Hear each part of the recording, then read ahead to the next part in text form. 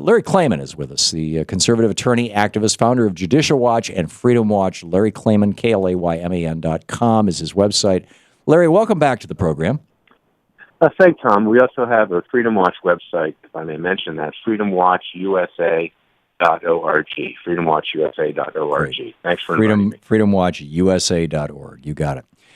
It's funny that you're on right now, or not funny, interesting. In the first hour, I was quoting you, and I spent a fair amount of time talking about how much I admired the work that you did on the Dick Cheney lawsuit. Finding out that when Dick Cheney had gotten two jobs when the Bush administration started, one was to run the counterterrorism task force, which never even bothered to get around to meeting until September of 2001.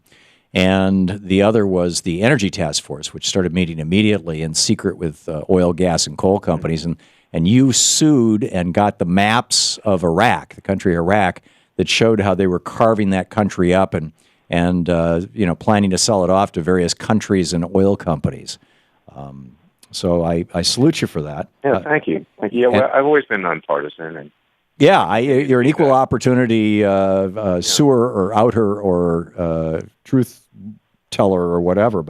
And then I said, or words to the effect of, it kind of disappointed me to hear you say, tell me if I got this quote right, because I'm taking it off a news story, that President Obama should get up, put the Koran down, get off his knees, and figuratively come out with his hands up. In 237 years, our country has declined more than Rome took 2,000 years to do. We're ruled, quote unquote, by a president that bows down to Allah, end quote. Did you actually say that? I did say that, and I believe that. You believe that President Obama is a Muslim? You can quiz me on that. You believe President Obama is a Muslim? No, I do believe that. You want me to go through why I believe that? Sure. Yeah, and this is not, again, it's not a conservative or a liberal issue. We have a president who came into office, and we don't hold it against anybody, who their father was or how they were raised. He is Muslim on his dad's side. He's Christian on his mother's side, although she was an atheist and didn't really believe in God.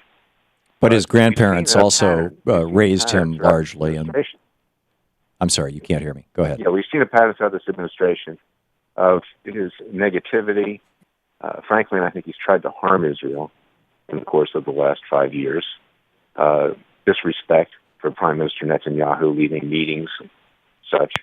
The National Day of Prayer a few years ago, in celebration of the White House, was canceled. Instead, Ramadan was feasted at the White House. The occasion was used to endorse the Ground Zero Mosque in New York City.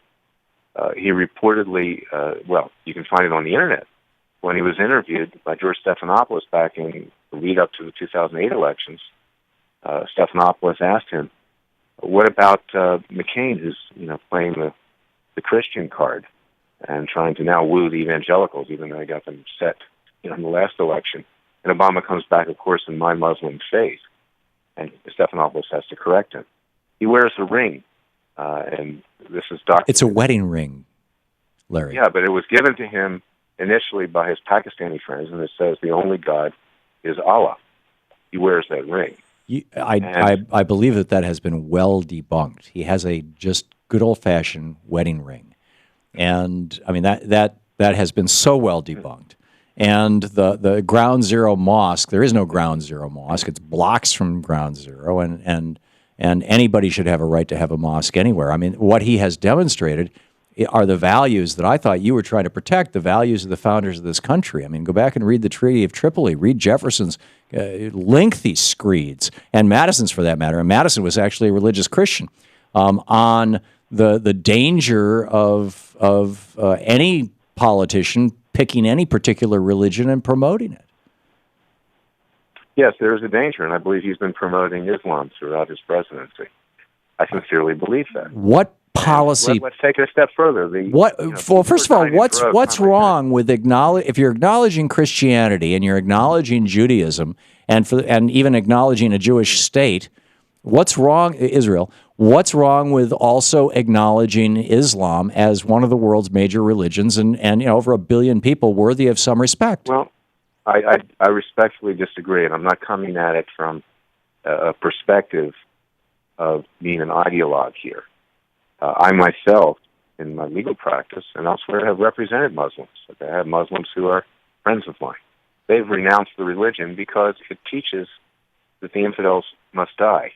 No more than Judaism teaches that people who aren't Jews must die. I mean, read the book of Joshua. Well, I would refute that. Okay, God explicitly told Joshua to go into the countries. The what was the word that they used for non-Jews? The blasphemers, and kill every single. He had to kill every resident of the city of Ai. He had to cut the king's head off and put it out on a stake, and he had to cut open the bellies of pregnant women. Right. Certainly, Christian crusades weren't a great thing either. No, but you know what? We grew up.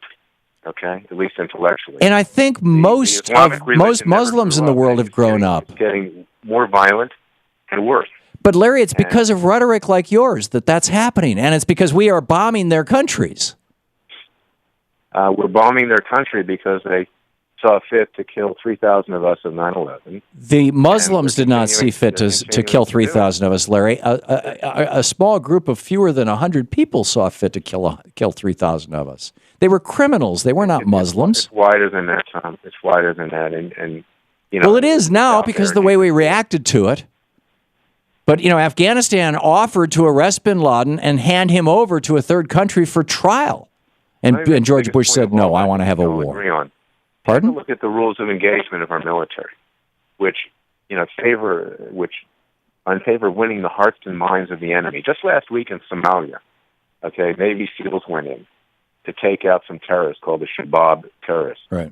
And because they had shrouded themselves with Muslim civilians, those SEALs couldn't do their job. They had to retreat. They could have all been killed as a result of that. Obama has made worse the rules of engagement that Bush put in, which were bad enough. And you can't even fire on a radical jihadist Muslim unless you're fired upon first. Why do you think that they're not trying to blow up Canada, Larry? You want my facetious answer? Who cares about Canada? Well, who would care about us if we weren't blowing up their countries? And if Dick Cheney hadn't been carving up Iraq's oil fields, as you so brilliantly illustrated to the world back before 9/11. Why focus on Canada when you can focus on the Great Satan? Okay, we're much more powerful than Canada. Canada's a fly, so they don't focus on Canada. They don't focus on Switzerland. Okay? They don't focus on.